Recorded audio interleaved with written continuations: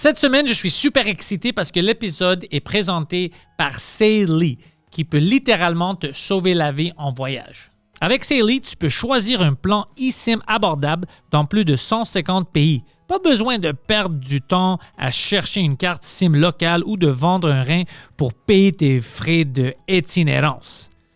C'est très facile. Tu télécharges la eSIM, tu te connectes, puis boum! Tu as de l'Internet où tu veux, quand tu veux. C'est simple, pratique, puis surtout, ça te protège des scams qui te vendent du vent. Visitez saily.com/FrenchCast pour économiser 15% sur votre achat d'un eSIM. J'ai un petit message pour vous. Mon heure de stand-up Pantelis, le dernier des vrais, est encore en tournée. Vous avez des liens dans la description pour acheter des billets. On est à Montréal, Sherbrooke, Lavaltrie, l'Assomption, Cowansville. Je pense qu'on va essayer de rajouter des choses à Québec, mais je ne suis pas trop sûr. Puis plein d'autres dates qui vont s'annoncer bientôt. Alors, panteliscomedy.com ou juste aller au lien dans la description. J'ai mon Linktree. Merci pour ça. Et le Patreon, patreon.com/Pantelis. Abonnez-vous aujourd'hui. Encore une fois, cet épisode du Frenchcast est présenté par nos amis chez Eros et compagnie. Visitez erosetcompagnie.com et utilisez le code promotionnel Pantelis, ça c'est mon nom, pour recevoir 15% de rabais sur votre prochaine commande. Et si vous êtes des personnes qui aiment ça écouter les podcasts sur l'Internet, mais n'aiment pas utiliser l'Internet pour des achats, et je sais que vous êtes là, des gens qui aiment payer juste cash, ils ont plus de 20 boutiques autour du Québec. Alors, vous pouvez rentrer là-dedans. Votre code promotionnel ne va pas marcher, mais si vous êtes sur Internet, code promotionnel Pantelis. Merci.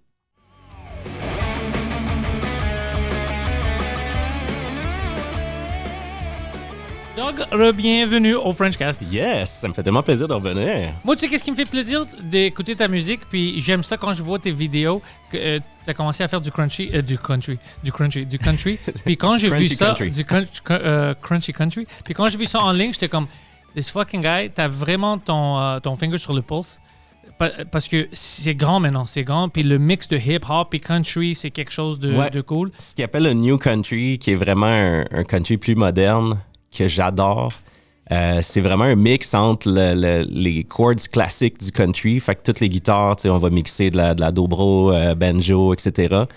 Mais avec une rythmique, drum and bass un petit peu plus hip-hop, moderne pop, là, tu sais. Ouais, non, c'est cool. J'aime ça, puis je suis excité pour toi. Puis toi, tu t'arrêtes jamais, hein? T'es un peu comme moi. Je suis un workaholic. Je dors. Maintenant, je dors, par exemple. J'ai pris cette résolution-là. Il y a été un certain temps où je dormais des 4-5 heures, puis là, mon corps, il a crash. L'année passée, là, c'était pas une bonne année pour la santé, là. Ah, moi non plus. J'ai crashé beaucoup. J'étais trop de stress, pas assez de sommeil. Je m'entraînais moins. Je travaillais tout le temps. Puis là, je me suis rendu compte que faut bien manger, puis il faut prendre le temps de s'écouter un peu parce que c'est pas mieux. Là. On met tellement d'heures, puis on sera pas capable de se rendre. Là. Puis toi, ta tournée, c'est-tu bizarre pendant la tournée, tu sais, parce que tu faisais du hip-hop, t'es fan de leur dire, écoute, je sais que t'aimes ça, on est au courant, je vois les chiffres, mais maintenant, venez voir un show de country. C'est-tu un peu weird? C'est sûr que c'est différent, c'est weird. Quand les gens viennent voir le show, premièrement, ils sont surpris parce que on fait beaucoup de mash-up, on fait beaucoup de trucs spéciaux qui sont pas le show classique que tu t'attends. Déjà, c'est rare que tu vas voir un show de country avec un band puis qu'il y a un DJ aussi, parce qu'il y a Chuck qui m'a suivi, qui faisait DJ dans la vie aussi, qui est là. Fait qu'on rajoute une touche d'humour, on rajoute du hip-hop au travers de tout ça. Puis je ramène des tunes. Exemple, une de mes chansons qui est L'amour, c'est une perte de temps que je faisais avec Kaya. C'est une tune qui est sortie il y a comme 18 ans, 19 ans. C'est vraiment une vieille tune. Puis c'est avant l'époque des streaming platforms et tout ça. Puis c'est devenu, à l'époque de Napster et cette époque-là, ça s'est tellement propagé que c'est devenu comme un classique québécois sans qu'on fasse de l'argent finalement. Ça s'est juste tellement propagé. Fait que tout le monde de cette époque-là a déjà entendu cette tune-là. Même les plus jeunes, des fois, ils disent « Ah, j'écoutais ça avec ma mère, avec mon père. » Puis fait qu'on l'a fait, mais là, on l'a adapté en mode new country. Fait que déjà, la tune, elle avait un petit vibe un peu comme rock hip-hop. Puis là, on l'a vraiment réadapté. Fait qu'en show, ça donne vraiment une twist différente avec des drops, un petit peu de trap. Puis, tu sais, c'est pas le classique show country que tu t'attends de voir, que c'est juste... Tu peux line dance, tu peux quand même suivre le vibe, mais il y a du rentre dedans, là. C'est cool. Mais c'est meilleur comme ça. Ben moi, je trouve. Moi, j'aime ça. Je suis un gars qui aime ça fusionner les styles. Fait que... Mais c'est pour ça que tu cherches des gens que peut-être ils n'étaient pas intéressés hip-hop ou country, un des deux. Puis là, c'est comme, ben, j'aime la moitié de ça, on va checker ça. Puis après, c'est comme, oh shit, c'est du bon fun. Ben exactement. Tu sais, cette semaine, je me suis fait inviter justement par un gars, un DJ qui fait du country dans un club au Lucky Luke 2 à Saint-Jérôme. OK. Puis qui est un bar country super tendance. C'est rempli de monde. Quand les soirées dansent, là, ça danse, là, puis c'est des jeunes, là, tu sais, c'est de 24 à 30. Il y a des plus vieux aussi, mais 24 à 30 là, sont là. Puis ils sont vraiment bons, là. Ils dansent vraiment bien. Puis là, ils ont créé une danse, dans le fond, sur une de mes chansons qui s'appelle Du rire aux larmes. Puis c'est une chanson qui est comme un mix que j'ai fait avec un gars qui s'appelle Skilltech. C'est un mix de EDM puis de country. Fait que ça donne vraiment une twist intéressante qui a du rentre dedans. Puis la danse est quand même assez complexe qu'ils ont fait. Puis je suis allé là toute la soirée. Ils ont enseigné la danse. J'ai essayé de suivre avec eux. Je l'ai performé pendant qu'ils la faisaient. Puis c'est vraiment spécial, là. Il y avait une centaine de personnes qui dansaient Ta danse, technically. Ma danse qui a été créée sur ma tune. C'était une première fois. J'étais comme, wow. J'avais vu du monde danser sur des covers ou qui s'adaptent. Mais vraiment, une danse faite pour une de mes chansons, je me suis dit, wow, ça marche. C'est cool, là. Puis toi, tu faisais aussi dans le temps, je sais pas si tu as le temps de faire ça maintenant, mais je sais que tu faisais de la production aussi pour des artistes américains. Puis Ouais. T'es quelqu'un quand même déjà assez accompli. J'ai fait beaucoup de choses. En toute honnêteté, j'en ai déjà parlé dans quelques entrevues, quelques podcasts. J'ai eu la chance de travailler avec Snoop Dogg, avec Flo Rida. Même, c'est plate parce que ça n'a pas sorti, mais même avec Kendrick Lamar, on était en travail avec lui avant qu'il gagne tous ses Grammys sa première année, que ça a comme explosé. Ah ouais. Puis là, finalement, ils se sont revirés de bord puis ils ont tellement monté le prix du contrat que c'était invivable, là. C'était, tu sais, quand tu fais un x10, imagine s'il te charge un 25 000, s'il dit ça va être x10, on n'est plus capable de payer ça. Non, mais on n'aurait pas rentré dans notre argent. Puis je pense que c'était un peu le fait qu'il voulait se débarrasser de tout ce qui était on the side parce que là, la carrière, elle explosait. Mais nous, on était bons à l'époque pour aller tracer les nouveaux talents un petit peu avec mon partner Gino, avec qui on fait ça, là, cette business-là. On traçait les nouveaux talents, puis on allait produire des gens qu'on savait que ça allait être payant bientôt. Puis on a fait des featuring aussi avec d'autres gros artistes. Mais ce qui est arrivé, c'est que juste avant la pandémie, c'est tellement une grosse game. Puis nous, on était indépendants là-dedans. C'est très crooked, là. C'est très shark. Fait qu'à force on a fait des beaux placements, on a fait des trucs, on a fait de l'argent. Mais on a eu des bad luck aussi avec certains artistes qui a fait qu'on a perdu pas mal, puis il a fallu qu'on aille en cours et tout ça. Beaucoup de crosseurs.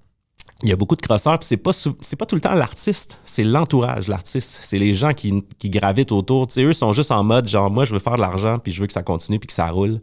Puis des fois, ils ont plusieurs managers autour d'eux. Tu sais, genre Snoop, il y avait 3 managers autour de lui, là. Tu sais, il y a un day-to-day, il y a le gars qui est plus dans l'industrie télé, puis il y a un gars qui s'occupe de sa grosse carrière de musique. Puis quand tu vas faire un feat avec lui, il en fait avec plein de monde, tu passes souvent par son gars de day-to-day. Mais là, il faut que ça passe par l'autre manager, puis là, c'est là que les coûts montent. Puis des fois, c'est les gens dans l'entourage qui font que tu perds le contrôle, puis là, il faut que tu ailles en cours parce que il nous est arrivé une bad luck avec Flo Rida. Tu vois, on avait signé un contrat avec eux, avec Warner, mais finalement, le gars qui représentait Warner avec eux était plus chez Warner. Fait que by the time qu'on sort la toune, nous, on pensait qu'on était tous legit, on avait tout fait ce qu'il y avait à faire, les papiers étaient signés. Mais quand la toune a sorti, Warner, ils ont coupé ça. Fallu qu'on aille en cours. Puis tout le temps qu'on était en promotion, qu'on avait payé des promotions, la tune était off des plateformes. Fait qu'elle jouait partout, mais tu pouvais pas Shazam, tu pouvais pas la retrouver, tu pouvais pas... fait que c'était une tune qui jouait que personne ne savait c'était qui. Ils savaient, c'est Flo Rida avec quelqu'un. We don't know. Puis, tu sais, nous, on avait payé des remixeurs, des DJ pour qu'elle joue partout dans le monde. C'était un peu notre technique, c'est qu'on engageait des dizaines de DJ. Tu sais, qu'est-ce que tu fais? Ouais, c'est ça, pour qu'eux fassent des remixes. Comme ça, quand la tune elle sort, ben là, les remixes, ils se mettaient à jouer sur plein de clubs puis dans plein de stations de radio. Puis les gens chasamaient puis découvraient la tune originale par ça parce qu'ils font comme « Wow, c'est intéressant, c'est quoi la tune originale? » Mais là, toutes ces tunes-là ont joué dans le vide. Puis c'est là qu'on a décidé de faire « OK, regarde, c'est cool, c'est une grosse aventure, mais on va revenir un peu plus vers le local où on a 100% du contrôle puis 100% des revenus qui arrivent ici.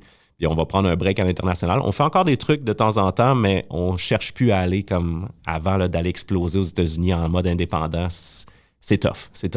Mais c'est le fun, par exemple. Je regrette rien. Puis, tu avais dit que tu avais travaillé avec plein de gens, puis même Kendrick Lamar avant que tout ça. Ouais. Qu'est-ce que tu as pensé de tout ce qui vient de sortir avec Drake puis Kendrick? Pas le beef, je m'en fous de ça. C'est plus, tu as vu avec les streams, tu disais, hey, toi, c'est pas vrai ça. Ils ont fait ça par exprès pour me dénigrer, pour que mes contrats va moins, puis tout ça. C'est-tu vrai, ça?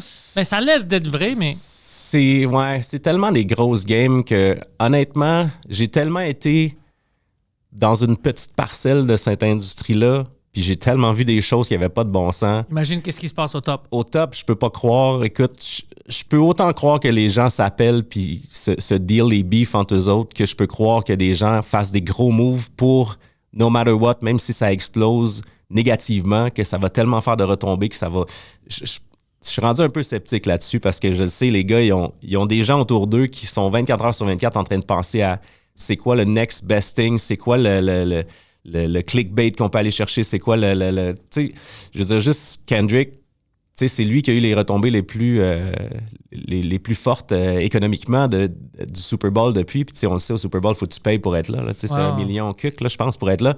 Fait que, tu sais, juste de voir l'entourage qui sont assez smart pour faire les placements produits, pour penser à chaque petit détail, puis que les gens, puis juste toute la promotion qu'il a faite avant, puis pour aller chercher l'attention de est-ce qu'il va faire la tune avec Drake, est-ce qu'il va avoir ci, est-ce qu'il va avoir ça. Il n'y a jamais eu ça avant dans le Super Bowl, là. Il n'y a jamais eu personne qui a autant attisé l'attention de hey, est-ce qu'il va oser le faire, est-ce qu'il va ça se pas promenait anticiper partout, avant, mais non, ça c'était on anticipe qu'est-ce qu'il va faire, c'est qu'est-ce ça, qu'il va dire. exactement. Fait que tu sais, je peux croire qu'il y a de la magouille derrière ça, positive, peut-être même des deux camps, peut-être même que Drake récolte quelque chose par rapport à ça, puis il joue la game, je sais pas, tu sais, il release quand même beaucoup de choses là en ce moment aussi, fait qu'on dirait que le timing est tout bon pour tout le monde, fait que tu sais, je sais pas s'il éteint le feu ou s'il était un petit peu honnête puis il se doutait, fait que là, il attaque, tu sais. De qu'est-ce que je sais de mes amis à Toronto, il était vraiment fâché comme ça se compare pas. Ah ouais, hein? Ouais, il était vraiment fâché.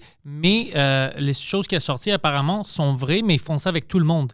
Des fake streams puis tout ça, ils ont fait ça avec Kendrick pour le pousser, à rendre à des records jamais vus.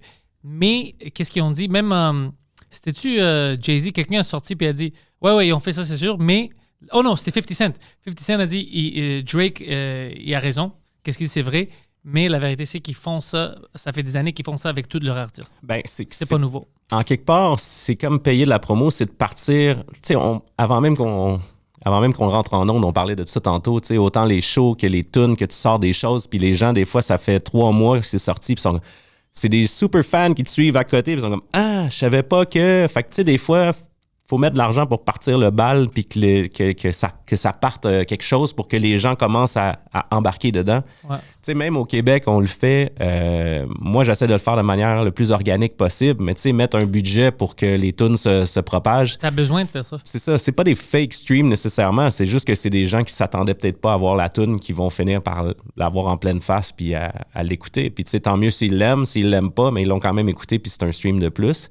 C'est sûr que j'irais pas acheter des fake streams, parce qu'à ce temps, on sait les statistiques sont où, là. Fait que, moi, juste ça, moi, pour ma carrière, puis toi aussi, ça ne m'aide pas.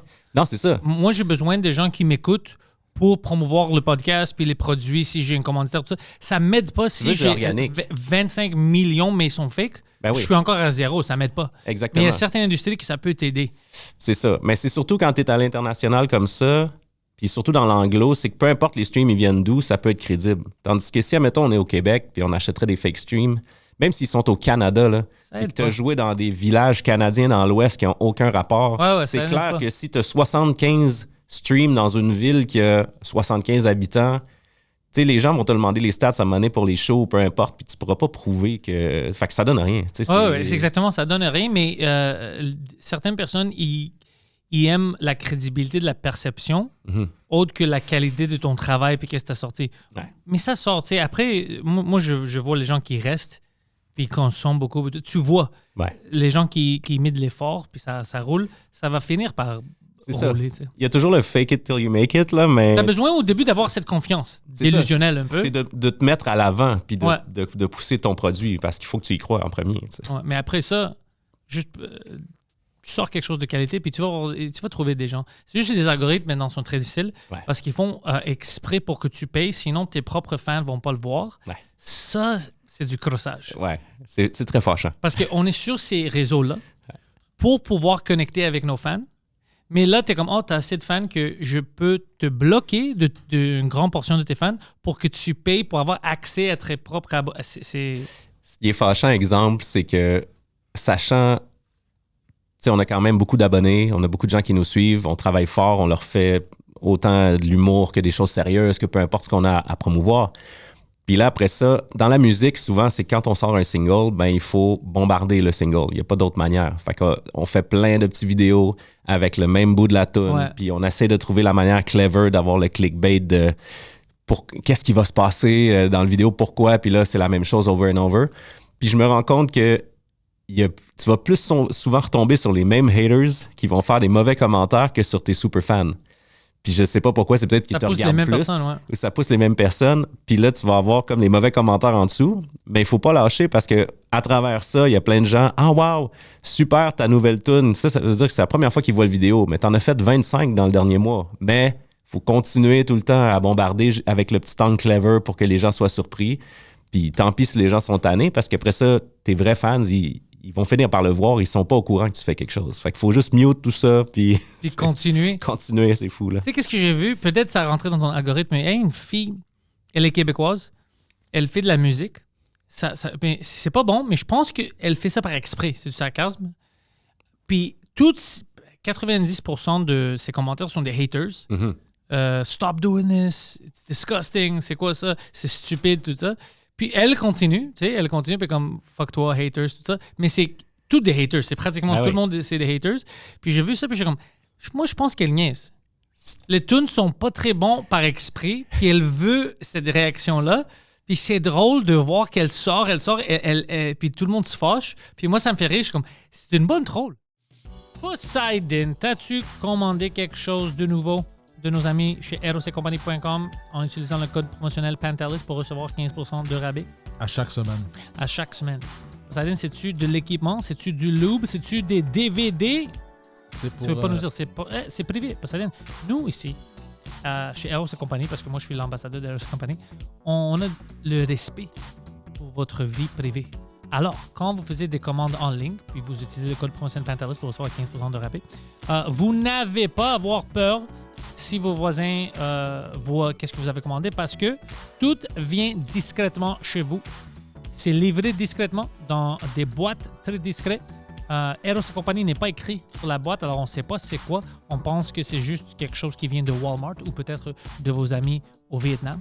Alors, Eros et compagnie.com, la discrétion est très importante pour nous. Eros et compagnie, utilisez le code promotionnel Pantelis pour recevoir 15% de rabais. De rabais. Ben oui. Ben, ça peut être le fun de faire ça, tu sais, je veux dire. Faut juste pas que ça vienne te chercher. Tu sais, il y a des gens qui vont sortir des produits, qui vont essayer des choses, puis pour eux, c'est bon, tu sais. Puis là, à force de se faire ramasser, ça peut être un peu toxique.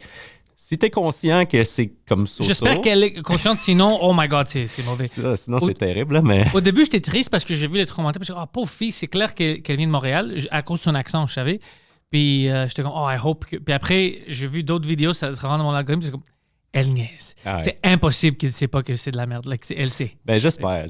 Parce que, tu sais, on en parlait l'autre fois avec d'autres amis qui sont autant en humour qu'en musique, puis je me dis, tu sais, t'as besoin des haters, ils vont toujours être là, puis ils vont tout le temps propager les trucs, mais c'est fou, tu vas avoir 100 commentaires positifs de monde qui trippe, tu vas avoir un mauvais commentaire qui est très personnel. Tu sais, les gens qui font ça, là, ils vont prendre vraiment le temps d'être créatifs puis de faire chier d'une bonne manière, parce que c'est rendu une culture aussi de faire ça, puis les gens, il y a plein de comptes que c'est juste des gens qui veulent aller, ils veulent juste hate sur plein de monde, puis à un moment donné, les gens les suivent juste pour voir les genres de commentaires qu'ils vont écrire. Ouais.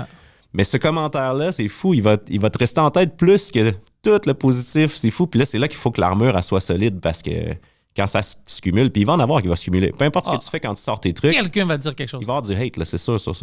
Ben, c'est ça prend la bonne armure pour ça. T'as vu, Justin Trudeau, lui, a une fucking armure. Il poste n'importe quoi. C'est sûr, il a détruit le pays, mais c'est valide que le monde, tout le monde est fâché, mais c'est juste drôle de voir n'importe qu'est-ce qu'il il a posté quelque chose, je pense, il était au Canadian Tire. Monday morning, Canadian Tire. Ça m'a fait rire, c'est ça. Puis là, tu vois les commentaires, fuck toi, va te pendre, tout ça. T'es comme, tabarnak, moi je suis au Canadian Tire. Ah, c'est fou, ça n'a pas de sens, mais c'est bon, le show est bon, tu sais, je veux dire. L'important, c'est tu laisses ça rouler, puis tu passes à autre chose, puis that's it. As-tu essayé de travailler avec Drake? Non, ça n'a jamais donné. Jamais OVO? Non, ça n'a jamais donné. On a eu des conversations avec quelqu'un chez OVO il y a une couple d'années. parce qu'on était dans l'entourage un petit peu de tout ça. On travaillait avec un gars qui maintenant il est rendu, il a bougé de EVO, puis là il est rendu avec c'est quoi la gang? L'autre gang de Toronto qui sont tous rendus à LA. Là, avec The Weeknd? The Weeknd, là. Oh, Ils sont avec mon cette préféré. gang-là aujourd'hui.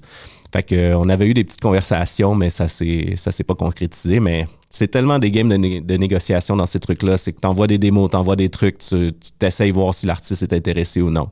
Fait que quand ça commençait à être plus gros il y a des années, on avait essayé, mais ça n'a pas donné. Ça aurait pu être cool, par exemple. C'est très difficile. Moi, j'avais premièrement, moi, je voulais toujours faire une podcast avec Drake, comme un bon podcast. Mhm. Mais l'autre chose que je voulais faire, puis je vais essayer de le faire cette année, d'avoir une budget de Juste pour rire, Just for Laughs, pour l'amener. OK? Parce que, tu sais, ils faisaient des choses avec Piqué Souben. C'est-tu 50 Cent, là? Mais, tu sais, ils ont fait assez de choses. Je pense une budget pour amener Drake à Montréal, ça serait fucking pense cool. que ça serait insane. De faire quelque chose une surprise. Premièrement, c'est des bonnes vidéos, des belles Ben oui. vidéos. C'est du contenu canadien. Mhm. C'est un petit Canadien. Alors, je vais essayer cette année aussi de voir qu'est-ce que je peux faire. Ça serait vraiment cool pour vrai. Mais parce que cette année, il doit avoir une budget, j'imagine. Oh, ouais, Ils c'est ça, sont exact. de retour. Ouais. Ouais, ça serait cool de l'amener. Lui, c'est un gars, il aime ça des blagues. Ouais, il est très. Il a l'air très open à tout ce genre de choses-là, puis à se faire trigger un petit peu. Là. Je pense qu'il est down pour ça. Là. Ouais, Il a l'air quand même d'un good guy, in general. C'est ça Là. l'affaire. Moi, je voulais toujours le niaiser, mais on aime la même équipe de basket. Puis on est exactement le même âge. Tu sais. Alors, il voit le monde un peu comme. Tu sais, on a grandi dans le pays en même temps. Ouais. C'est pour ça qu'il aime les Raptors comme moi. Mais j'aime ça le niaiser, mais il fait rien. Moi, il fait sa musique. Il est pas dangereux. Non, c'est ça, exact. Il work hard, il fait des très bons deals, il sait comment se placer les pieds. Ouais. Il fait de la bonne musique, on va se le dire. Moi, tu sais, j'adore Kendrick, j'aime ce qu'il fait, mais overall, je trouve que, tu sais, replay value, je vais plus écouter de track de Drake Ah, que de c'est sûr, Kendrick. parce que c'est pas personnel contre quelqu'un. C'est ça, mais même si Kendrick a des super bonnes tracks, tu sais, c'est sûr que je vais bump plus souvent des tracks de Drake overall que des tracks de Kendrick. Là. Moi, j'aimais toujours Kendrick, mais tu sais, qu'est-ce qui a changé mon avis? Quand j'ai checké ce beef-là, le dernier beef qu'il y a eu avec Drake, ce qui m'a dérangé, c'est que c'est vrai que Drake, quand il n'y avait pas besoin d'eux, il a aidé Kendrick, il a aidé plein de gens. Ouais. C'est comme Mike Ward, il fait à des humoristes, il les aide, tout ça. Ouais. C'est comme si nous, les humoristes qui ont eu beaucoup d'amour de Mike, Ouais. on commence un podcast pour le trasher, puis l'attaquer, puis tout ça, c'est comme pour avoir du clout. Ouais, T'as c'est vu ça. qu'est-ce que Pantelis a dit? Mais pour ça, pour l'attention, pour des likes, puis tout ça, tu vas attaquer quelqu'un qui a changé ta carrière en positif. Puis que t'as aucune raison d'attaquer au T'as final. aucune là. raison, c'est ça. C'est ça. Alors, j'ai vu ça, puis j'étais comme... je l'aime moins à cause de son caractère. Il fait semblant que c'est un bon gars, puis tout ça. Mais tu fais pas ça à des gens qui t'ont aidé. Mais je suis d'accord, moi aussi, ça a fait un peu le même effet. Côté personnel, là, tu sais, ça m'a ça m'a turn off un peu. J'étais comme, bah. Ouais. Puis moi, de toute façon, les beefs, je sais pas. Je trouve que tu sais, les diss tracks, tout ça, C'est played out. c'est played out un peu. Là. J'en ai tellement fait en début de carrière. Moi, j'ai commencé comme ça quand j'étais jeune. Là. C'était beaucoup sur les plateformes, puis on faisait des battles tout le temps. Puis c'était comme la mode là, avec Corias à l'époque, quand on a commencé dans les débuts du hip-hop au Québec. Là. On était comme des masters sur des forums qui coachaient les autres à faire du battle, puis tout ça. C'était cool, mais tu sais, je me dis à un moment donné, tu sais, c'était l'époque des beefs, c'était tout ça, mais aujourd'hui, je me dis, ça sert à quoi, tu sais, je veux dire, sors les vrais faits, sors les trucs, mais tu sais, comme tu dis, pour avoir du cloud, je trouve que c'est un peu weak, je trouve.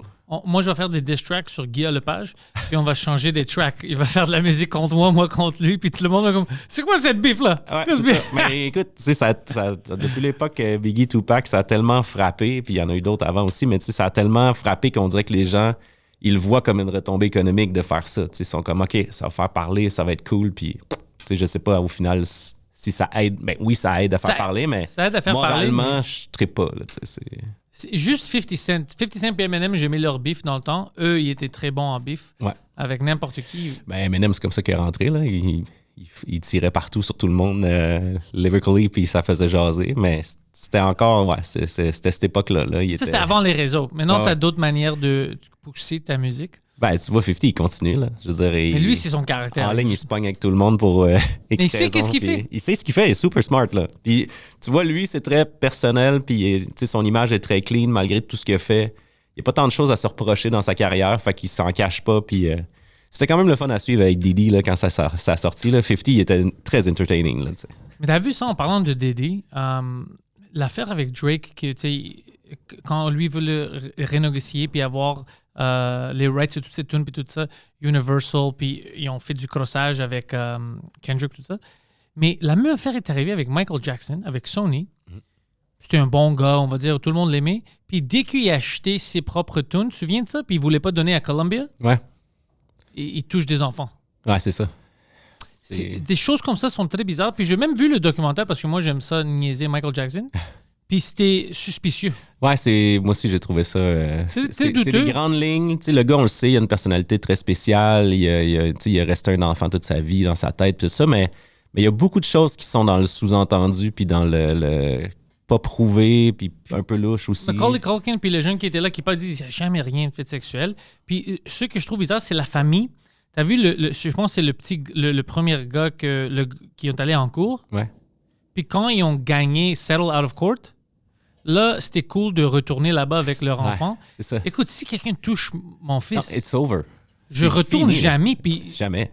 J'y retourne pour mettre le feu, là. mais c'est ça. Alors, tout ça, c'est suspicieux. Puis là, quand je vois, on fait des petits documentaires sur Sony puis Columbia à cause de l'argent, parce que ça, c'est des milliards. Hein. Ils jouent pas... C'est ça. Puis j'étais comme, oh, ça, c'est vrai. Les catalogues, ils valent des milliards. Là. Ouais. C'est ça qui est... Ben, c'est pour ça que je me dis Puis acheter toujours... les Beatles, je pense, c'est lui qui avait, dans le temps, les rights de catalogue. Il y avait plein de choses autour de ça. Je pense que c'est intéressant que dès que tu lèves ta tête un peu, tu deviens un pédophile. Ouais. Non, je suis... Ben, c'est ça. Je sais pas, je n'étais pas là, mais je veux juste dire, il y a plein de choses suspicieuses. Ouais, c'est ça, exact. Mais Douteuses. c'est ça. C'est quand il y a tellement d'argent qui tourne autour d'une personne, c'est facile d'envenimer ça. Puis honnêtement, même, je peux juste imaginer que les personnes deviennent avec des personnalités un peu plus spéciales. Tu sais, juste nous qui travaillons tout le temps puis qu'il n'y a pas un fame à pu finir. Là, tu sais, les gens nous reconnaissent, mais on n'est pas super connus. Ça joue sur notre tempérament de tout le temps être en train de travailler, de tout le temps penser à ça. Fait que quand t'es big comme ça puis tu représentes autant d'argent, ça doit jouer avec ta personnalité. Fait que ça prend pas grand-chose, j'imagine, pour tilter sur certains trucs. Ouais. Fait qu'après ça aussi, ça peut être plus facile de pointer du doigt, que les histoires se détournent un peu. Puis, tu sais, en tout cas, c'est louche. C'est suspicieux, comme tu C'est dis. suspicieux, puis apparemment, il y a une deuxième documentaire qui sort. Ouais, j'ai vu ça. J'ai bien hâte de voir aussi. Imagine que c'est le contraire. C'est comme, on a menti. Ouais, c'est ça, Tu exact. sais jamais. On peut jamais savoir. Puis c'est ça, ces histoires-là, ça va jamais être 100% résolu. Puis comme tu dis, ça se résout souvent hors cours parce qu'il y a tellement d'argent en jeu, puis ça finirait jamais. Là. Fait qu'à un moment donné, ils sont tannés, puis on règle ça, puis that's it. Là. Donne le cash qu'ils veulent, puis on passe à autre chose. Là. Il était bizarre, on va dire ça. C'est vrai Ouais, qu'il ouais. était bizarre, mais je peux pas comparer sa musique avec... Juste peut-être Prince, mais Michael Jackson était quelque chose d'autre. Ouais, c'est ça, exact. Quelque chose d'autre, même. Ouais. Même maintenant, t'écoutes ses tunes, puis t'es comme... Ah, c'était tellement avant-gardiste, puis c'était tellement singulier la manière qu'il travaillait ses tunes, la manière qu'il écrivait ses tunes. Tu sais, c'était... Mais tu sais, c'est ça, c'était un enfant qui a été privé un peu de son enfance, qui était vraiment dans la douance, puis qui a tellement embarqué dans la musique que, tu sais, son cerveau a débloqué des parties qui fait que juste lui aurait pu travailler comme ça à cette époque-là. Là. Tu sais, il sonnait comme personne. Là. C'est Non. vraiment... Et même maintenant, il y a, comme The Weeknd est clairement influencé par lui, Ouais. mais il fait ses propres affaires. Moi, j'adore The Weeknd. Mhm. Je sais pas si tu savais ça. J'adore, moi aussi. Oh, Super. moi, c'était juste avant qu'il y a eu du radio play puis tout ça. Ouais. C'était dans le temps où j'avais des CD puis tout ça. Puis j'avais trippé sur lui puis Lana Del Rey, Mhm. mais pas longtemps, mais quelques mois avant qu'il pop partout. Ouais. Puis je vois comment le monde est asshole parce que les deux, j'adore les deux, j'ai essayé de pousser ça sur à mes amis. Puis tout le monde était comme moi, tu sais, ils s'en foutaient. Dès que, c'est pas la première tune que j'ai entendue de la radio Mix 96 dans le temps du Weeknd, Ouais. Virgin 96 ou whatever, là, tout le monde est devenu fan de lui. Ben oui. Puis j'étais comme, bro, je t'avais fait écouter cette tune-là, puis tu m'as dit que tu t'en fous, c'était un gars de Toronto, tu sais, un Canadien, tu t'en fous. Puis maintenant, c'est big. Mais eux, les deux, encore maintenant, c'est mes deux artistes current préférés. Ouais. Ben moi aussi, je suis très fan, puis j'écoute depuis avant le pop-up aussi, parce que vu que j'étais dans la course canadienne, parce qu'on sortait tous nos tracks anglais-français aussi dans ce temps-là, ben on était vraiment à l'affût de ce qui se passait, même dans l'Ouest. Fait que moi, j'avais entendu des trucs avant que ça pop. blow up, puis que j'aimais vraiment. Mais tu sais, j'ai toujours trippé R&B beaucoup, là, tu sais, fait que ça venait R&B soul, fait que son vibe, il venait vraiment me chercher. Je vais t'avouer que quand il est tombé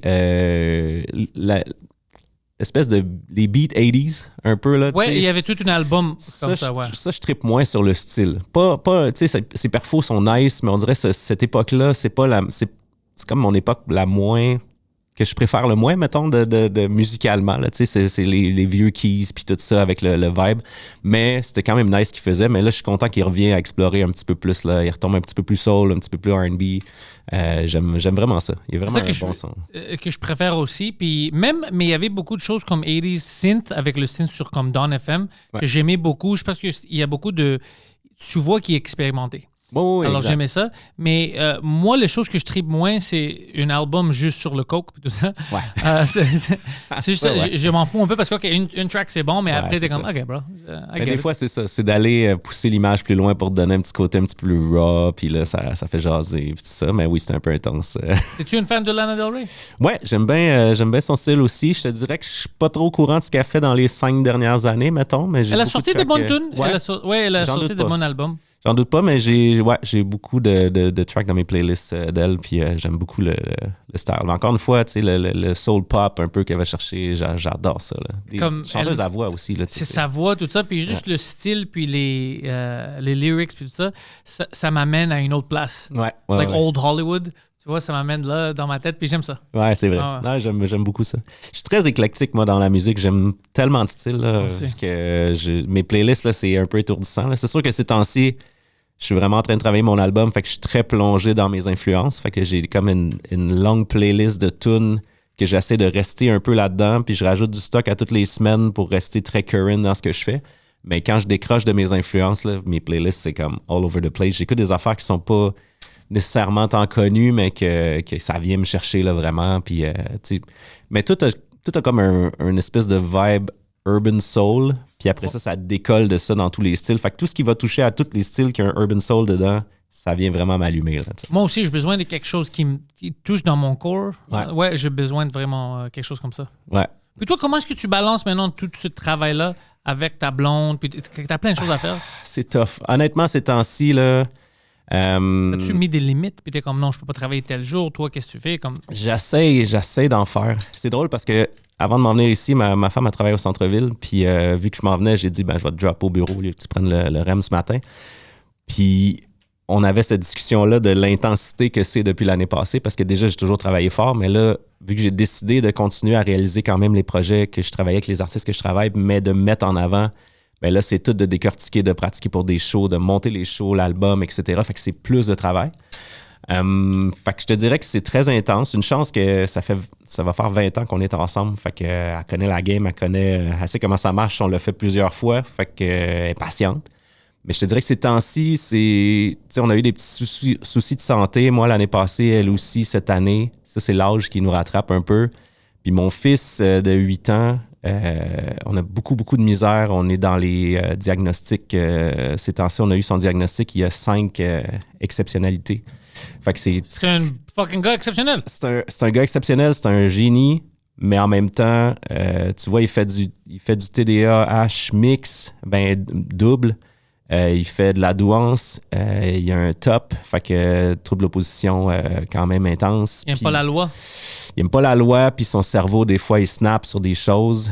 Puis c'est ça, puis il fait de l'hypersensibilité aussi. Fait que tout ça, c'est un cocktail qui n'a pas de bon sens. Fait que c'est super dur avec l'école. Fait que je te dirais que ça, jongler avec ça. Tu sais, il va dans une école sportive en ce moment qui est super bon pour lui parce qu'il bouge, mais socialement, il y a beaucoup de misère à cause de tous ces degrés-là. Puis on essaye fort à la maison, puis tu sais, après avoir consulté le psy, la psycho, tu sais, elle nous explique que c'est une manière que ces neurones fonctionnent. Fait que même, on peut pas le chicaner, on peut pas le réprimander. On le fait quand même, on est très strict, mais... Es-tu gêné? Des fois, c'est gênant parce que face aux professeurs, face aux intervenants à l'école, des fois, ça a été longtemps comme vous êtes des mauvais parents. Tu sais, c'est un peu ça la discussion parce que votre enfant, il agit mal, il est mal poli. Je peux même pas comprendre. Nous, à la maison, on est super polis, on est super attentionnés, puis malgré qu'on travaille comme des fous... C'est ma faute, c'est moi qui l'avais appris à dire le N-word, c'était ma faute. Non, si seulement. Pas si seulement, mais je veux dire, si ça venait de l'entourage, mais c'est con, mais ça vient de l'école, carrément. Parce que nous, dans notre entourage, il n'y a pas vraiment ça. Il n'écoute jamais d'émissions qu'il ne pourrait pas écouter. On est super, on fait super attention. Puis étant artiste, on dirait que j'ai tellement peur de me faire pointer du doigt parce que je l'ai vu dans l'entourage qu'il y a beaucoup d'amis que quand les enfants vont pas bien, mais là, ils vont tout de suite dire, c'est sûr, son père, c'est un artiste, fait qu'il y a une vie fucked up, il y a un horaire fucked up, tout est atypique, puis ça fonctionne pas.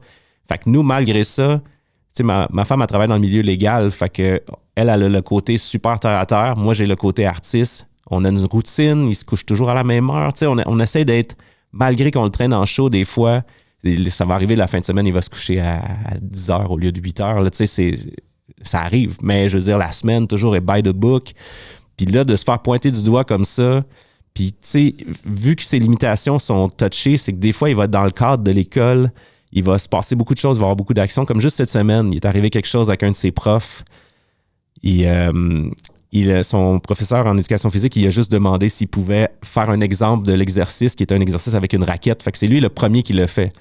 Puis lui, dans sa tête, il est super bon dans les sports. Fait que tu sais, dans sa tête, il va être capable. Puis là, il a essayé, puis ça marchait pas. Tu sais, de montrer comment le faire comme il faut, il a réessayé. Là, le professeur l'a encouragé. Puis là, il se sentait mal devant les gens. Je sais pas ce qui est arrivé. Puis cette journée-là, ben, il y a eu un débordement. Fait que là, il a juste explosé comme ça, one shot. Fait que là, il a vu qu'il était pas capable. Là, ça a l'air, il a lancé la raquette par terre, ça a revolé sur le professeur. Là, le professeur s'est blessé. Là, on ne sait pas à quel point. Là, il a dit que l'école, c'était de la merde, les cours, c'est de la merde, mais jamais il va dire ça à la maison. Là, il était comme dans un mode où il a explosé. Puis c'est ça qui est difficile à dealer avec ça, c'est que socialement, il y a de la misère avec le cadre d'être avec beaucoup de gens. Puis à la maison, c'est tellement facile. Il fait ses tâches, il fait les trucs, il est toujours à l'écoute. Il aime ça apprendre. Il y a des soirs, on va passer toute la soirée à faire des exercices de maths, à faire des trucs sans qu'on le force. Là. C'est lui qui est « Hey, je veux apprendre à faire telle chose. » OK, on le fait. Puis là, d'entendre toujours à l'école, ça va mal. Chaque matin qu'il va à l'école, je suis anxieux. Honnêtement, là, je suis rendu à ce point-là. À chaque jour, je me dis, est-ce que, tu sais, là, quand on va finir le podcast, je vais checker mon phone, là, juste voir s'ils m'ont appelé. Puis là, il y a une urgence, il y a quelque chose, il est arrivé encore quelque chose. Tous les jours, c'est ça. Fait que je te dirais que cette année, avec tout le stress de la carrière, ça joue dans ma tête beaucoup. Puis je veux tellement être présent pour lui. Fait que, tu sais, je m'arrange pour que tous les soirs où j'ai pas une activité, je suis toujours là à l'heure du souper, les devoirs, les trucs comme ça. Fin de semaine, on essaie de se garder tout le temps un temps pour faire une activité, quelque chose de cool, malgré qu'il y a les shows, il y a tout ça. Je te dirais que c'est ça qui est comme tough en ce moment. Puis une chance, ma femme est vraiment présente, puis on travaille fort là-dessus. Mais c'est sûr qu'avec tout le reste, là, des fois, ça vient créer une boule d'anxiété. Là. C'est sûr que c'est pas juste lui. Maintenant, comme il parle dessus à propos des autres élèves de l'école. Ben, c'est sûr qu'aujourd'hui, je remarque qu'il y en a plein qui ont toutes sortes de choses. Les enfants sont tellement overstimulés avec la technologie, avec plein de choses. Ça crée des dépendances, ça crée des lacunes aussi. T'sais, nous, on essaie d'être vraiment strict avec ça. Il n'y a jamais de technologie la semaine. Il y en a la fin de semaine. C'est vrai que des fois, ils vont en faire un peu plus la fin de semaine. C'est comme pour se gâter un petit peu. Si on fait des activités sociales, on va dire, aujourd'hui, tu as le droit de jouer à la Switch, là, c'est correct. Là. Tu peux faire une soirée complète de Switch. Mais la semaine, c'est toujours comme ça. Mais je le vois, là, il y en a beaucoup qui ont des challenges. C'est sûr que ça doit être très difficile pour les profs aujourd'hui de dealer avec ça. Quand tu as une classe de 21 élèves, puis tu en as 6 qui sont diagnostiqués ou non, qui ont comme pas d'attention du tout. Puis je sais pas c'est quoi, c'est les hormones aujourd'hui. C'était pareil un peu dans notre temps parce que ça vient toujours des adultes, des parents. Fait que il y a plein de points qu'on retrouve dans notre fils que c'est moi puis ma femme qu'on y a légué, malheureusement. Là, mais des fois, c'est le cumulatif de tout ça qui fait que... Puis là, ben, quand t'en as plusieurs dans ta classe, ça doit pas être facile. Fait que souvent, oui, c'est le cumulatif, ça arrive avec d'autres. Ça va exploser parce qu'il y a un autre ami qui est un peu dans le même genre, puis là, il se trigger, puis là, ça explose. Puis... Je pense que c'est la nourriture parce que c'est beaucoup plus... au moins, c'est apparent maintenant que c'était avant, ou c'est juste, on parlait pas de ça avant, je sais pas. Mais j'ai plein d'amis qui me disent la même affaire à propos de leur enfant. Je pense qu'il y a un mix d'hormones, il y a un mix de plein de choses. Puis de comment ils prennent les enfants aussi à l'école aujourd'hui, c'est très différent. Tu sais, exemple, là, il arrive quelque chose avec mon fils, puis des fois, ou d'autres enfants, puis là, on apprend qu'ils ont vidé la classe au complet pour le laisser vivre son moment qui était fâché. Écoute, ça c'était jamais dans mon temps. Moi, je me dis non, c'est comme non, reprenez le contrôle de ce qui se passe là, puis qu'il aille vivre ça ailleurs. Parce que là, tu lui donnes le privilège, s'il explose, de se faire vider la classe, d'avoir la paix, puis après ça, de pouvoir aller dans un coin calme, jouer à des jeux au lieu de faire l'école. Non. Il y a des choses que sûrement que c'est logique psychologiquement quelque part, mais je veux dire, moi, chez moi, ça n'a jamais passé. C'est pas logique. Honnêtement, c'est pas logique. Ça fait des centaines d'années qu'on vit dans une société. C'est ça. Ça marche pas comme ça. Moi, je vois pas ça comme ça. Puis même, j'ai dit à l'école, tu sais, vous pouvez être plus strict avec lui. Là. Je te dis pas de le battre, là, mais je te dis juste quand il y a une règle, c'est la règle, puis c'est ça. Puis je comprends qu'émotivement, ça se peut qu'il explose, puis qu'il fait des comportements que moi, je l'ai jamais vu faire. Là, puis... Mais il a tort. Ben, on doit c'est dire ça. quand t'as tort. C'est Sinon, ça. ça devient compliqué. T'es pas sûr. À chaque fois que tu exploses, t'es comme, c'est la faute des autres. Ben, c'est Tu ça. peux jamais apprendre. Puis à la maison, il explose pas comme ça. Puis même s'il y a des règles, puis c'est strict, quand ça vient à l'explosion, on reprend le contrôle rapidement. Ouais. C'est plus strict, tandis que là, c'est comme si on lui dit, ben tu peux exploser à l'école. Tu exploses quand ça te tente, puis tu vas avoir la paix après, puis c'est correct. C'est ça que je trouve. La ligne est mince, là. C'est un peu weird. Puis je comprends qu'il y a plein de choses qui ont changé.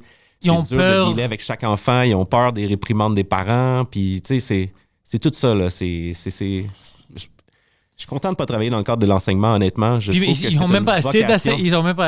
d'enseignantes. Ils se font pas payer. Puis en C'est plus, ça. ils se font dire, tu peux rien vraiment dire ou faire parce que Ah. si l'enfant dit, il était trop agressif, tu vas perdre ta job. Alors là, on a mis les profs dans une situation qui c'est juste perdant, il ne peut pas gagner. Exactement. Puis pour vrai, c'est une vocation. Je parle toujours à sa prof. Je dis tout le temps à quel point que c'est une bonne prof. Puis que on est à l'écoute puis on veut l'aider à 100%. Puis, mais ça doit être quelque chose aujourd'hui de travailler dans le corps enseignant. Là. Vraiment, bravo à ces gens-là. Je les félicite parce que c'est toute une vocation. Là. Puis au Québec, c'est vraiment difficile. Ouais, Je ouais, sais ouais. qu'ils n'ont pas assez, c'est trop d'élèves, pas assez de profs, pas assez de ressources. Oh, oui, c'est ça, exact. Ouais, fait ça que, termine tu sais, pas. là, nous, on est rentré à cause du diagnostic, on est rentré, là, on peut avoir plus d'aide, plus de ressources. Justement, la prof, à la seconde, ça faisait longtemps qu'on attendait, là, à la seconde qu'on lui a envoyé les documents, on a reçu un appel 1 heure après. Là. Fait que, tu sais, elle attendait là, pour avoir l'aide. Là. C'est comme, dès qu'on a le diagnostic, tiens, je peux avoir de l'aide. Elle l'a envoyé tout de suite. Puis, fait qu'au moins, tu sais, il y a ça, mais c'est tellement compliqué. Puis il a fallu qu'on aille au privé. Parce que si on avait attendu au public, c'était des années d'attente pour voir la psycho, pour avoir un diagnostic. Puis, tu sais, je veux dire, on se disait, ben, on le sait qu'il se passe quelque chose, là. Je veux dire, Ça se voit. ça se voit, puis on fait tout ce qu'il y a à faire comme parents. Il manque pas d'amour, il manque pas de cadre, il manque pas de routine. Il y a quelque chose, là. Il faut aller plus loin pour avoir les ressources. T'sais. C'était même pas une question d'être médicamenté ou quoi que ce soit, c'est d'avoir les ressources pour que les profs puissent justement avoir un peu d'aide là, pour être mieux encadrés. Là, Puis en termes de raison ou cause, ils ont-tu des idées ou ils parlent jamais de ça? Ils parlent jamais vraiment de ça. Ils disent que c'est des trucs de développement neuronal qui peuvent se développer avec l'âge. Oui, mais maintenant, c'est beaucoup plus présent que c'était avant. Alors, ça peut pas juste. C'est pas aléatoire, il y a quelque chose. Ouais. Mais tu sais, je remarque que, comme je dis, ça vient souvent des parents. Je me suis comme auto-géré moi-même ayant ces côtés-là. Puis je pense que tous les artistes, on a un petit côté comme ça. Là. Autiste? Un petit côté autiste ou douance ou peu importe. Ouais. Là, parce qu'on. Tu sais, c'est justement ce que ma femme elle me dit ce matin. Elle me dit, tu me coupes tellement souvent la parole quand on parle parce que tu me dis quelque chose qui n'a aucun rapport avec ce que je suis en train de te dire. Puis je lui dis, je m'excuse tellement. C'est juste que dans ma tête, ça bouille. Puis je suis en train de faire 1000 affaires en même temps qu'on se parle. Puis des fois, il sort quelque chose qui n'a aucun rapport de ce qu'on dit, mais je t'écoute quand même. Ça serait drôle, c'était comme. Quoi? Mais, pardon, je t'écoutais pas. Quoi? Ça serait drôle. Mais je l'écoute, c'est ça le pire. C'est que je peux lui dire ce qui me parlait. Là. J'avais la discussion. C'est juste que ça me fait penser à quelque chose qui était super important là que je lui mentionne. J'aurais dû attendre la fin de sa phrase, mais mon cerveau, il a juste comme poup, ça a sorti. Puis autant que. Puis tu sais, quand j'étais jeune. Je fais la même affaire. Ben, c'est ça. Puis je me rends compte quand j'étais jeune que je m'auto-gérais comme ça parce qu'à l'école, si j'écoutais un prof en le regardant dans les yeux, je venais étourdi. Là. Ça rentre pas. Il n'y a rien que je peux faire. Puis c'est quand je me suis rendu compte que si j'écris en même temps ou si je dessine ou si je fais autre chose en même temps, l'information elle rentre. Puis combien de fois au secondaire, surtout au début du secondaire, les profs, ils voient que tu fais d'autres choses. Fait que là, ils viennent t'avertir tout de suite. Puis ils te posent une question. Puis là, je répondais toujours la bonne réponse. Fait que là, on dirait les profs, ils catchaient comme OK. Puis quand ils me demandaient d'arrêter, là, je devenais un peu dérangeant. J'étais pas dérangeant avec la classe, mais ils voyaient que je fatiguais. Là, puis je leur tapais ses nerfs sans rien faire parce que j'avais toute la misère du monde. Fait qu'à un moment donné, ils comprenaient. Puis sans diagnostic, sans rien, comme bon, lui, s'il écrit ses trucs dans son cahier en même temps, il fait autre chose, il fait un dessin, il dérange pas, puis il absorbe. C'est parfait. Fait que c'était un peu ça. On dirait que je me suis rendu compte avec le temps, surtout en remplissant tous les papiers pour mon fils, je me suis dit, crème, il y a plein de volets. C'est moi. Je coche 19 cases sur 21 pour la douance puis tous ces trucs-là. Je pense que c'est un peu moi aussi, là, tu sais. Ça serait drôle. T'es comme. Tabarnak, je suis retardé. Ben, c'est drôle parce que j'ai la mère la femme d'un de nos amis, en tout cas, qui est un ami de mon fils aussi. A dit, ben nous, on a eu un diagnostic. Puis elle a dit, quand j'ai eu le diagnostic pour mon fils, je me suis fait diagnostiquer aussi, puis je suis médicamenté depuis parce que je me suis rendu compte que il y a tellement d'affaires qui ne fonctionnaient pas dans ma tête que je m'étais pas rendu compte jusque-là, puis depuis, ça va tellement mieux. C'est-tu vite et facile de donner des médicaments à un enfant ou il essaye tout avant de donner des médicaments? Ben, il essaie. C'est sûr qu'ils vont te demander à quel degré que c'est. C'est sûr que nous, admettons, on l'a testé. Moi, j'étais complètement contre ça, mais j'ai lu beaucoup là-dessus. Puis maintenant, ça a changé beaucoup. C'est plus, tu sais, la médication, c'est plus comme avant là, qui te donnait quelque chose qui te rendrait complètement zombie. Puis tout, là, il y a plusieurs souches, puis là, ils testent des trucs. C'est sûr qu'ils sont pas rapides à commencer, mais selon le degré de problématique que tu as eu, admettons, à l'école avec tout ça, ben là, souvent, ils vont être enclins à dire c'est ton choix. Ils vont pas te forcer, mais ils disent ben si tu veux l'essayer, c'est sûr que 80% des cas sont résolus avec ça. 20% vont avoir besoin d'un peu plus d'encadrement, etc. Mais après ça, c'est de trouver la bonne souche de médication. Comme là, on est sur une souche, puis on n'est pas sûr si ça marche vraiment, parce qu'on dirait que son trouble d'opposition, il est comme plus élevé depuis 2 semaines. Fait que là, c'est... Il s'oppose à tout? Ben, pas qu'il s'oppose à tout, mais il explose plus souvent. Puis quand il explose, c'est dur de le ramener. Là. C'est comme si la bouilloire, là, elle bouille, là, puis là, l'eau, elle se met à voler partout. Puis, fait que là, on sait pas, c'est-tu juste un addon? C'est-tu la médication qui fait que ça aide certains trucs? Il y en a que ça les empire, il y en a que ça les aide. Fait que là, c'est comme... On joue avec ça un peu. Là. C'est les montagnes russes en ce moment. Y a-t-il un élément qui le touche tout le temps? Peut-être c'est quelque chose qu'il n'aime pas, comme une prof en particulier ou... Non, c'est ça. C'est vraiment... tu sais, on l'écoute beaucoup, on le fait parler beaucoup. Il aime tous ses profs. C'est vraiment des petits moments. Puis des fois, les explosions arrivent avec des amis qui c'est pas toujours le même. C'est des situations. Les enfants font chier, je le comprends. Ben c'est ça, exact. Il y en a qui s'acharnent tout le temps. Puis tu sais, c'est niaiseux, mais vu qu'ils se fâchent facilement quand il arrive des choses comme ça, ben c'est sûr qu'il y en a qui vont le trigger. Puis ça, j'arrête pas de lui répéter. Je sais que tu as de la misère à le contrôler. Ça va arriver. Ben ça va arriver. Puis plus tu vas vieillir, plus ils vont voir que s'ils sont capables de t'atteindre comme ça, ils vont continuer. Fait que là, c'est dur, mais en même temps, je le sais que c'est un volet de son cerveau qui a de la misère à catcher ça. Fait qu'il va l'apprendre avec le temps, il va prendre la maturité, il va se faire une armure, puis ben, c'est ça. Mais en attendant, on veut tellement le mieux pour nos enfants qu'on essaie de protéger ça un peu puis d'y donner les meilleurs outils là, pour avancer. C'est-tu un petit artiste aussi? Aimes-tu créer? Ouais, il aime ça créer. Il est un peu comme son père.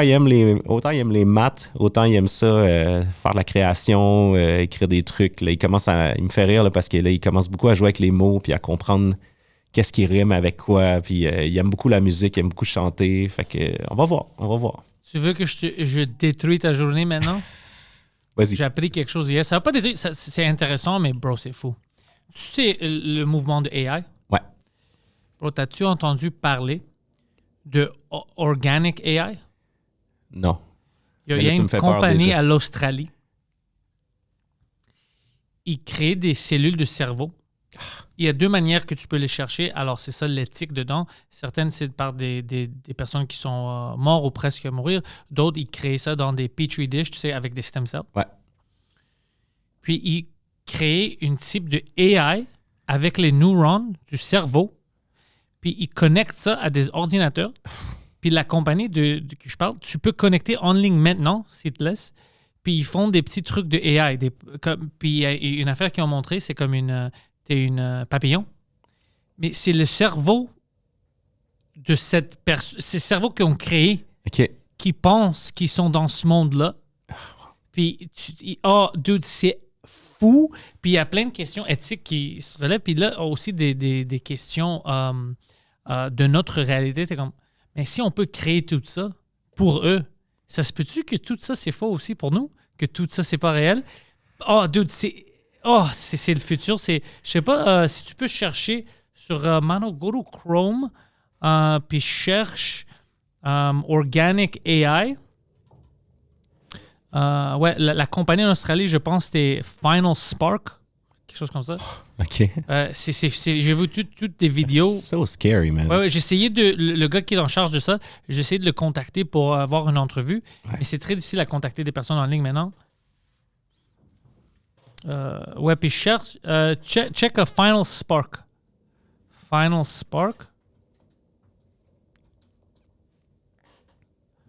What does it say? Ouais, puis go down.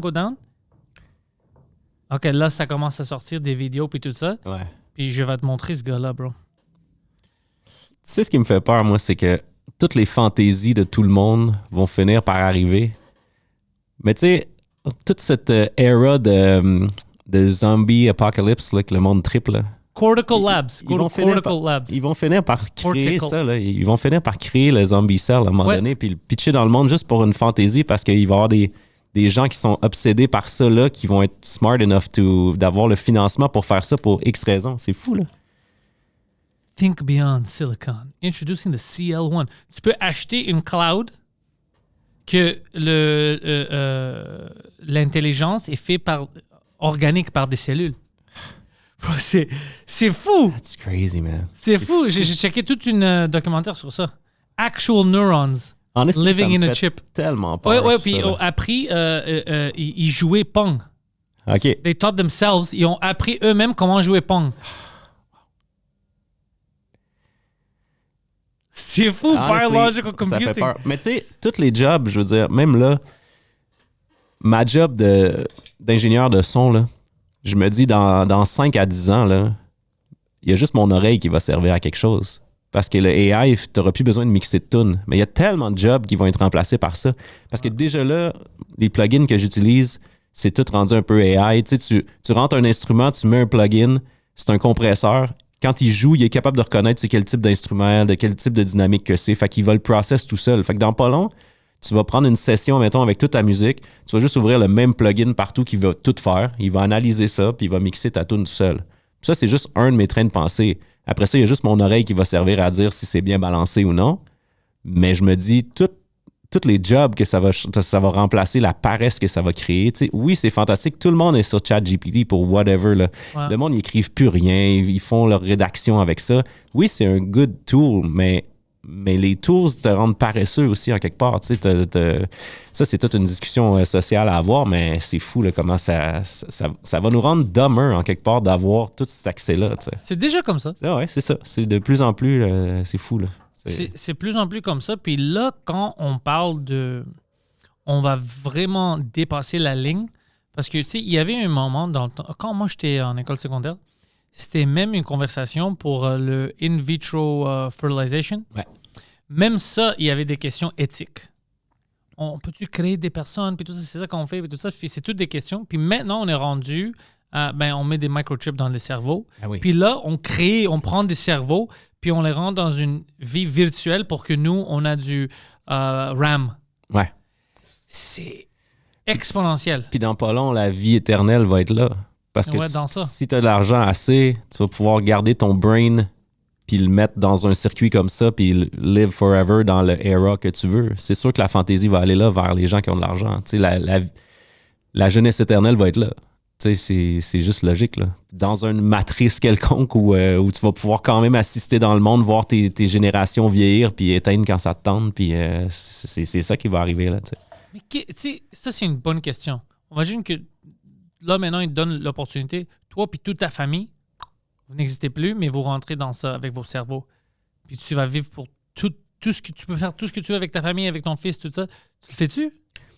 Non, j'ai besoin de vivre, moi. J'ai besoin de vivre for real. Mais tu sais, c'est quoi? Ça c'est qu'est-ce que moi, j'aurais dit. Ouais. Mais après, ils vont dire, mais c'est quoi vivre for real? Tu comprends même pas ton existence ici. On pense qu'on comprend que c'est ça. Ouais. Tu vois, il y a toutes des questions Ben, bizarres. c'est ça. Mais en même temps, tu sais... Parce que s'il n'y a rien après ça, si ça, c'est aléatoire, puis on meurt, là, je peux comprendre. Mais s'il y a quelque chose, puis ça, c'est juste un niveau de la vraie réalité, là, tu tombes dans une prison, que tu penses que tu vis éternellement, mais c'est le contraire. C'est ça. Puis tu vas-tu être plus heureux de rester là, puis de voir tout ça, puis de pas pouvoir réagir, puis éteindre ça quand tu veux. Tu sais, il y a une grosse question d'éthique derrière ça. Là, C'est whack. Ouais, vraiment. Mais il y a des gens qui vont vouloir ça parce qu'ils ont tellement d'argent, puis qu'ils ont tellement eu de tout ce qu'ils voulaient dans leur vie, sont juste curieux de voir l'avenir, etc. Il y en a qui vont payer pour ça. Là. Je suis sûr et certain. Là. Mais je pense pas qu'ils vont être plus heureux, puis je pense qu'ils vont le regretter. Ouais, à c'est long juste terme. weird. Tu perds tout ça. Ouais. Puis en plus, c'est ça, ça ferait un bon show du dilemme que tu n'es pas trop sûr. Y a-tu quelque chose après tout ça? Ouais. Mais tu peux jamais savoir. Puis peut-être la vraie réalité, ta vraie vie commence quand tu meurs. Mais toi, tu penses que tu vis pour éternité, mais vraiment, tu vient de te mettre dans une prison et tu t'empêches à vivre ta vraie vie. Ah, ça serait cool. Ouais, ça serait vraiment cool. Mais moi, en tout cas, tu sais, j'essaie d'apprendre à accepter chaque jour comme il est, puis à voir les enfants vieillir, à voir nos parents partir. Tu sais, on est rendu tellement proche de nos émotions, je pense, dans un certain sens, puis qu'on fait tellement de l'anxiété sociale sur plein de trucs. Il faut arriver à gager ça, puis à se dire que ça fait partie de la vie, ça fait partie du cheminement, il faut le vivre, ça, il faut l'apprécier. Puis, fait que, tu sais, tout ce côté-là qui est comme l'artificiel du... Tu sais, oui, c'est le fun, on peut guérir plein de maladies, on peut guérir plein de trucs, puis là, ils vont créer des souches aussi, éventuellement, on va pouvoir remplacer des organes, puis faire des trucs organiques qui vont justement pouvoir garder nos cœurs plus vieux, etc. C'est le fun, mais je pense qu'il faut accepter le train de la vie aussi, en quelque part. Il faut faire la juste balance entre les deux, là, tu sais. Ouais. En tout cas, honnêtement, je suis avec toi. C'est ça la vérité, mais je trouve ça très intéressant, très cool. Puis je savais même pas qu'on peut... Parce que c'est des choses que j'avais discutées avant. J'ai dit, imagine qu'on peut mettre ton cerveau dans une ordi, mais je savais pas qu'en même temps, ils faisaient des recherches dans ça. Puis là, ils font quelque chose de même plus. Ils créent des... Puis ils utilisent même pas tout le cerveau. OK. Juste certaines cellules. Okay. Alors imagine le pouvoir, c'est ça qu'ils disaient, avec tout un cerveau. Puis là, ils ont dit qu'ils ont testé des choses, ils ont créé dans un laboratoire, comme tu as 2 cerebral cortex, je pense, que tu peux faire. Puis nous, on existe à cause qu'on a ça. Ils ont même créé des choses qui n'existent plus. À cause de ces cellules-là, ils ont créé des yeux instinct maintenant, des choses qu'on avait avant. Okay. C'est une évolution. Tout existe. C'est dans notre DN. Alors, on peut créer n'importe quoi. On peut faire des hybrids. Il a dit, on a essayé de faire 7 portions d'un cerveau humain avec ça. Puis, ça marche. Alors ça donne quoi? On le met dans le monde VR, puis on voit ça aurait donné quoi?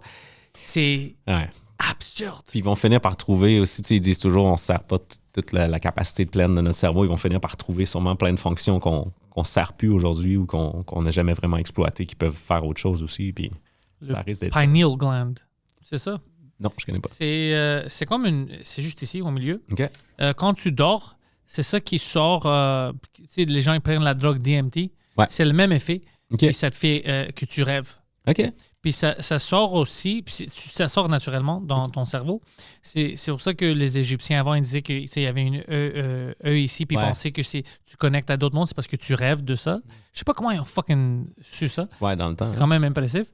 Mais même quand tu meurs ou tu es proche de mourir, apparemment, ça sécrète, ça sort. Ah ouais? Ouais. Alors, c'est comme si ça sait que, c'est très intense. On va le calmer en sortant ce hallucinogène. OK. Wow. Ça, j'avoue que si tu arrives à le contrôler, ça peut être amazing aussi, là. Pouvoir décider à quoi tu rêves à chaque nuit, puis tout, ça peut être tellement... rassurant, puis bénéfique, puis peut-être même productif aussi, là. Ça arrive souvent, moi, que je dors puis que j'écris des chansons pendant que je dors sans m'en rendre compte. Fait que je me dis si je pouvais l'exploiter à son plein potentiel en me reposant en plus. Je fais ça aussi, c'est des jokes, bon? Hein? Ouais, pas juste des jokes, en général, des décisions. Ouais. J'ai trop de choses, je suis trop stressé, je vais dormir, puis pendant que je dors, je pense à tout, je résous mes problèmes, je me lève, je sais la réponse. Ouais, je sais pas si c'est reposant ou non, mais je pense que tout le monde qui travaillent beaucoup font ça. Genre. Quand tu as un travail que tu peux pas mettre à off, là, pas un travail de bureau que 9 à 5, je pense qu'on est tous un peu comme ça. Moi, des fois, je me réveille, là, je m'en vais m'enfermer dans la salle de bain pour pas réveiller tout le monde. Puis là, je prends mon sel puis j'enregistre des trucs parce que j'ai eu une idée à 3 heures du matin qui me popait dans mon rêve, puis tellement intense que ça m'a réveillé. Là, je m'en vais enregistrer l'idée. Puis le lendemain matin, je l'écoute. Des fois, c'est crap. Là. Des fois, c'est crap, ça arrive, ouais. Mais ça arrive que c'est vraiment des bonnes idées. Puis je suis comme, wow, OK, là, on va pousser ça plus loin. Puis là, je reprends les notes plus précises. Mais je pense qu'on peut pas fermer le cerveau parce que ça roule tellement. On se couche le soir, puis les idées continuent à rouler. Puis ça refait surface pendant qu'on dort. Là, c'est quoi la question philosophique? Puis c'était même en ancienne Grèce. Ils parlaient de ça, les philosophes, on a accès à d'autres réalités. Puis, on peut changer notre réalité basée sur une autre... Puis, qu'est-ce qu'il voulait dire de ça? C'est même ton imagination. C'est une autre réalité. Parce que tu peux vivre puis tu peux penser à des choses qui n'existent pas dans cette réalité. Tes idées n'existent pas ici encore. Ouais. Mais tu peux sortir quelque chose de ta tête, de ton cerveau, puis tu le crées.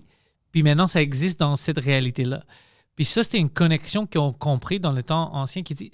Il y a quelque chose dans ça, il y a quelque chose qu'on comprend. C'est pas toute la matière qui existe devant nous qui existe. Il y a d'autres choses qui n'existent pas ici, mais qu'on peut les ramener. Puis ça commence avec des idées. Ouais. des créations, l'auto, tout ça. Ça n'existait pas. Ouais, exact. C'est dans la tête de quelqu'un. Puis là, c'est comme, est-ce que c'est une idée que tu as créée dans ta tête ou est-ce qu'on va chercher ces idées ailleurs? Puis il y a plein d'idées, toutes de n'importe quoi, puis ça dépend de tes aptitudes à toi. Comme si on Qu'est-ce que tu capterait quelque chose d'un univers parallèle. Infini. Infini, puis que nous, on l'a capté l'onde, puis on Ouais, a c'est ça que décidé de créer. j'aime. Moi, mes aptitudes sont dans ça. Toi, c'est dans la musique. Alors, tout ce qui est relié à la musique, là, c'est devant toi. Puis t'es comme, fuck, je vais chercher ça, je vais chercher ça. Puis il y a plein de choses de merde qu'on cherche aussi parce que toutes les idées sont là. Exact. Puis c'est là que je vois toute l'étendue de ma douance / autisme. Là. C'est quand je décortique de la musique, là, c'est là que je me dis, hey boy, ça va pas bien dans ma tête. Parce que j'entends des trucs, je vois des trucs que d'autres peut-être verraient pas. Puis là, c'est...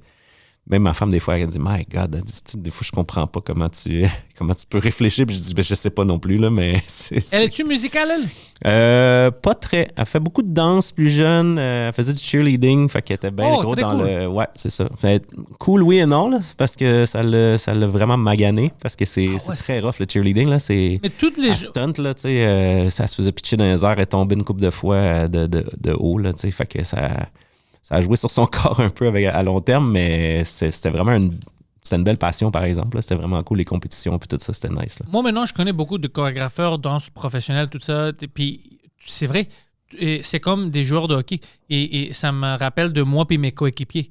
Des rollers, leurs jambes sont maganées, tout est fucké. C'est comme des joueurs athlétiques. Elle, ses chevilles, ses poignets là, sont toutes mous, les os sont un peu plus mous parce qu'elle a tellement fait de figures, puis il faut qu'ils tiennent en équilibre sur les chevilles. Quand ils se font tenir en hauteur, ils se tiennent juste par les chevilles. Fait que c'est toujours...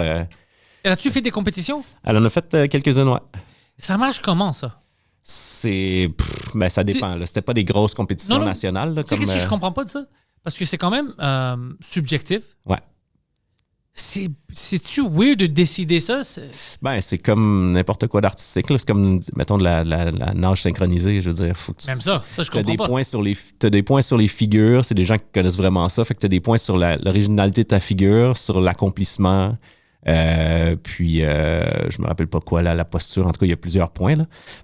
C'est selon la chart, puis là, tu essaies d'être le plus innovateur dans tes figures, puis tu as des règles à suivre. L'exemple, il faut que tu fasses, je sais pas, là, mettons, 3-4 pyramides au minimum, puis il faut que tu fasses des stunts, puis tout ça. Fait que, tu sais,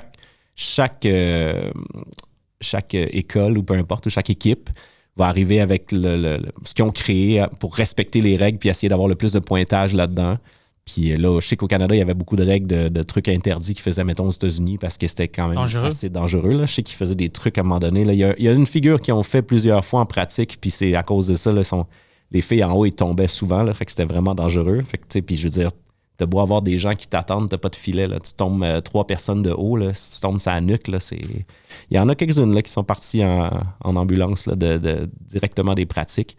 Mais c'est ça, c'est le jury, ou ben pas le jury, mais les juges, en fait, c'est ça, ils ont des petits points à respecter selon la connaissance de l'art. Puis là, après ça, ils vont avec ça. Puis c'est sûr que dans le temps, c'était très obvious. Les compétitions que j'ai vues, c'était qui gagnait, c'est qui était deuxième, parce que, tu sais, il y avait vraiment des niveaux. Différence, là, ouais. Mais j'avoue qu'à une compétition mondiale, aujourd'hui, ça doit être dur de décider ça, parce qu'ils sont tous bons, sont tous à un certain niveau, sont tellement proches, là, les figures sont toutes réussies. Fait que c'est de voir, tu sais, la stabilité des gens sur les pyramides, les trucs exécutés. C'est comme si tu essayais de trouver quelque chose. Ouais, c'est ça, exact. C'est que si tu fais juste cocher des points puis t'enlèves des points s'il y a des lacunes à des trucs, tu sais. Fait que j'imagine qu'ils ont leur code, mais je pourrais pas t'en dire plus. Là. C'est pas ma spécialité. C'est drôle parce que moi, je connais quelqu'un, lui, il fait de la danse puis il coach la danse partout au monde, tout ça, puis il a coaché une athlète maintenant au Kazakhstan.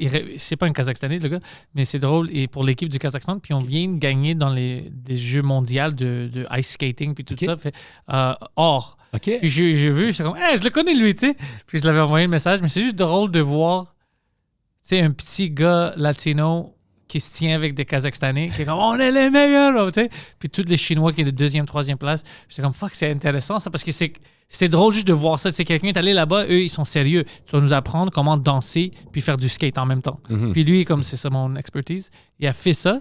Puis les Kazakhstanais ont gagné. That's nice. That's really nice. Ben, c'est ça qui est le fun avec tout ce volet-là, autant, je vais dire artistique, mais tu sais, que ce soit professionnel ou peu importe, tu peux tellement mixer un peu tout puis aller travailler un peu n'importe où puis réussir à faire des trucs incroyables si tu as la passion, puis tu as l'organisation, puis comment on appelle ça, la structure pour vraiment bien le faire, tu peux réussir, c'est fou, là, tu sais. Il y a des artistes de partout qui gagnent leur vie dans d'autres pays qu'on s'attendrait pas nécessairement, qui parlent même pas nécessairement la langue, qui sont pas très fluides, mais qui ils ont eu des locks, ils ont eu des trucs de placement, puis ils se sont ramassés là, puis ils foncent, là. J'ai des amis producteurs que j'ai rencontrés au fil des années, que j'ai travaillé avec, qui étaient dans des styles, exemple hip-hop, très fixes, puis qu'aujourd'hui, ils se sont ramassés dans des writing camps, puis ils ont fini à faire du K-pop, parce que le K-pop, ça mixe toutes les eras. Là, c'est très populaire. C'est très populaire, puis c'est pas un... Tu reconnais le K-pop, mais en même temps, ça mixe du vieux hip-hop avec du pop, avec du R&B. Il y a un mix de tout qui fit là-dedans. Puis tu vois, lui, ben, il est pas era appropriated, ce producteur-là, dans le sens qu'il fait juste des trucs un peu plus old school, mais il est sollicité dans des trucs de K-pop, puis il a gagné plein de prix, puis des trucs parce que ses artistes ont blow up. Puis lui, il est venu faire un truc qui est pas du tout era appropriated, mais il est super bon là-dedans, fait que ça amène la touche qu'il faut. Puis ça n'a aucun rapport, puis il parle pas... là, il doit se débrouiller un peu en coréen, mais tu sais, il parle anglais, puis il arrive à se comprendre dans des writing camps pour réussir à faire quelque chose avec ça. Fait que je trouve ça fucking nice. Je suis comme, let's go. Si ton expertise t'amène là, ben c'est le fun, faut saisir l'occasion. Là. Si jamais tu essaies de faire une single de K-pop, je fais partie de la vidéo. Parfait. Ça serait trop drôle. Avec les lumières, puis les lunettes de soleil, puis c'est wacky. Je veux faire ça. On en parlait. C'est quelque chose qu'on aurait voulu faire avec Gros Big, mais ça s'est pas fait encore. Je vais faire partie de ça. Mais on est encore là, on est encore dans on a des idées. Là. On avait sorti des prods, puis ça sonnait vraiment cool, mais ça a juste pas donné sur l'album qu'on vient de sortir là, l'année passée. Mais peut-être ça va venir. Moi, je suis down. J'apprends un peu de coréen juste pour créer des choses. Ah oui, ça serait bon. Mais je suis pas sûr qu'on fakerait le coréen. Là. Ça serait plus dans le style. Là, moi, je fais partie de ça. Ah ben ça serait cool. Ben, je prends ça en note, c'est sûr. Ben, Doug, tous tes liens sont dans la description. Tu es présentement en tournée. Ouais. Tu es un petit cowboy qui va partout. Ouais, je commence à aller un peu partout. On part ça. Il y a plein de belles dates qui s'en viennent bientôt. Il y a même des festivals cet été qui commencent à sortir. Ça, c'est nouveau pour moi, aller vraiment dans les festivals country. C'est une première. Jouer full band avec ça, avec le DJ, ça va être... on est là-dedans, là, dans la création de ce show-là. Puis les dates sont déjà bookées, fait que c'est beaucoup de stress, mais ça va être vraiment le fun.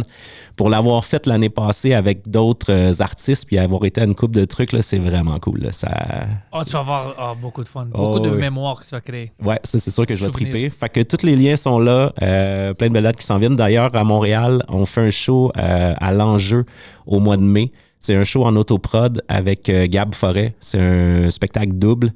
Puis ça risque d'être vraiment cool. On teste plein de matériel. On va vraiment avoir du fun. Fait que ça, c'est quelque chose qui me tient à cœur parce que c'est un show test qu'on va faire.